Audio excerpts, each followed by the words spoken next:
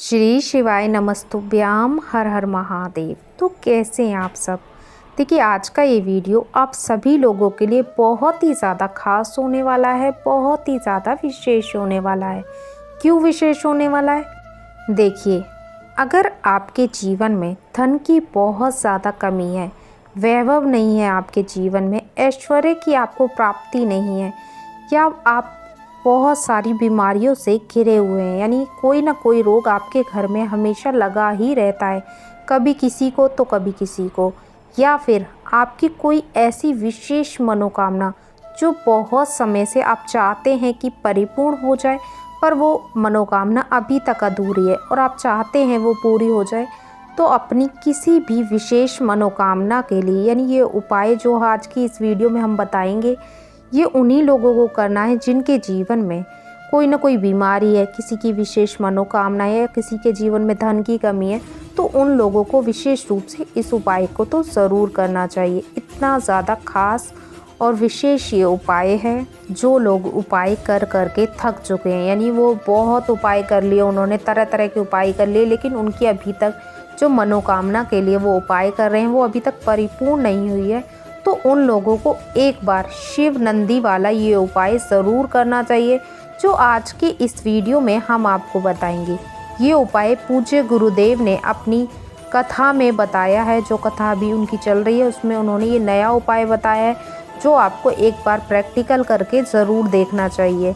इतना ज़्यादा खास ये उपाय है। इस उपाय को करने से आपकी जो भी मनोकामना होगी वो निश्चित रूप से परिपूर्ण होगी। गुरुदेव ने कहा है किस प्रकार से उपाय करना है, किस प्रकार से हमें सामग्री लेनी है, सारी बातें आज की इस वीडियो में हम आपको विस्तार पूर्वक बताएंगे। तो वीडियो में आप बने रहें और ये उपाय पूज्य गुरुदेव की ही कथाओं को सुन करके, समझ करके आप सभी को भी मैं समझाने का पूरा प्रयास करूंगी। लेकिन उससे पहले इस वीडियो को आप सब ज़रूर लाइक कीजिएगा, और यदि भगवान शिव के सच्चे भक्त हैं तो चैनल को ज़रूर सब्सक्राइब करें और कमेंट में लिखें हर हर महादेव।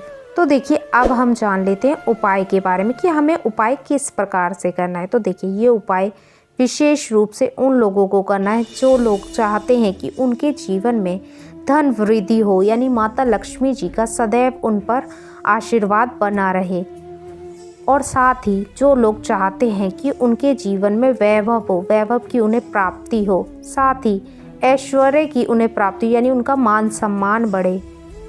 यदि जीवन में कोई बीमारियां हैं तो वो बीमारियां दूर हों, यानी विशेष रूप से उन्हीं लोगों को ये उपाय करना है।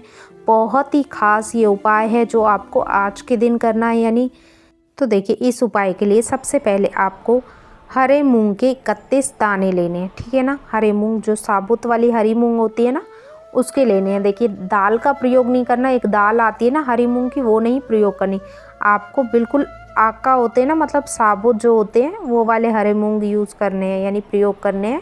31 आपको हरे मूंग के दाने ले लेने, ना एक भी कम होने चाहिए ना ज़्यादा, ठीक है ना। 31 हरे मूंग ले लिया आपने।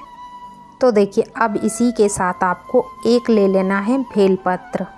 बेलपत्र जब आप लें तो इस बात का विशेष रूप से ध्यान रखें कि बेलपत्र कटी फटी या खंडित ना हो, ठीक है ना। तो एक हमें सुंदर सी बेलपत्र लेनी है, ठीक है।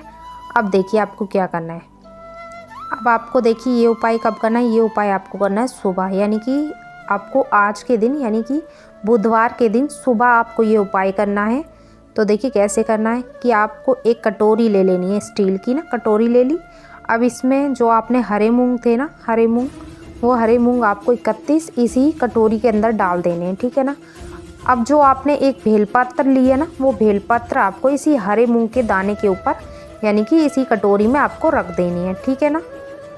अब देखिए आपने रख दी। अब आपको क्या करना है, अब आपको ये अपने हाथ में पकड़नी है कटोरी। अब आपके घर में आपको पूरे घर में, यानी आपके घर में एक एक कोने में, एक एक घर में आप, मतलब एक एक कमरे में आपको घूम जाना है।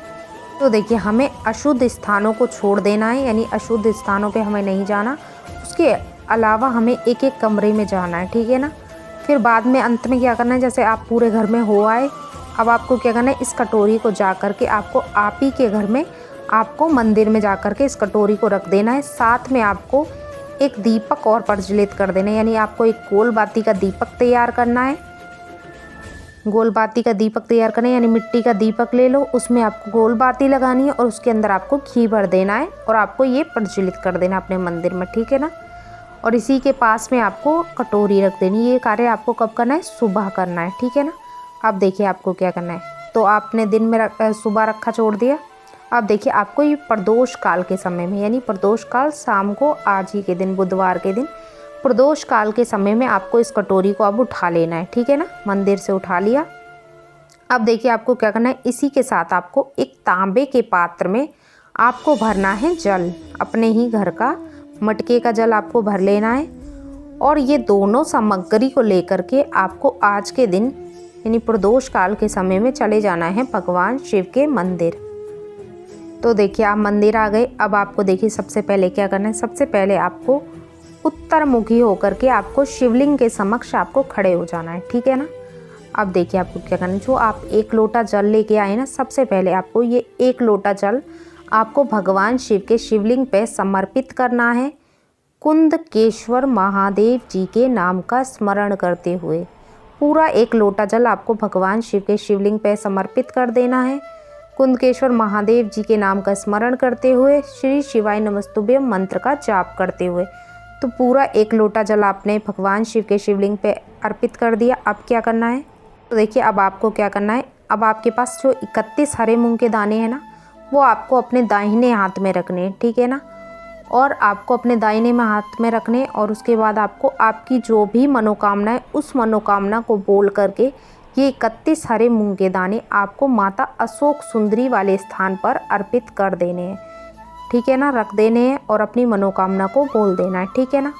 इसके बाद आपको क्या करना है, आपने इतना उपाय कर लिया। अब आपके पास मात्र 1 बेलपत्र बचा है। तो देखिए ये बेलपत्र का जो उपाय है ना, इसे ही हम शिव नंदी वाला उपाय बोलते। तो आपको ये बेलपत्र लेना है।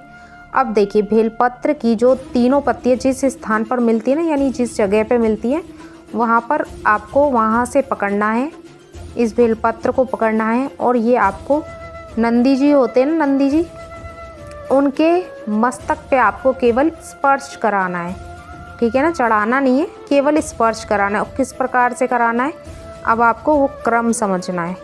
तो देखिए आपको कैसे चढ़ानी है। देखिए हम हमेशा देखते हैं कि महादेव की शिवलिंग होती है, वहाँ पर नंदी जी विराजमान होते हैं, यानी पूरा शिव परिवार विराजमान होता है। तो देखिए नंदी जी जो होते हैं उनका मुख कहाँ होता है, वो शिवलिंग की ओर होता है। तो देखिए जब आप जो 1 बेलपत्र है वो जब नंदी जी को स्पर्श कराएंगे तो किस प्रकार से कराना है, जो देखिए डंडी का हिस्सा होगा ना, वो होना चाहिए जलाधारी की ओर, यानी भगवान शिव की ओर होना चाहिए, ठीक है ना। और जो बेलपत्र की पत्ती है ना, वो नंदी जी के मस्तक की ओर होनी चाहिए, इस प्रकार से आपको।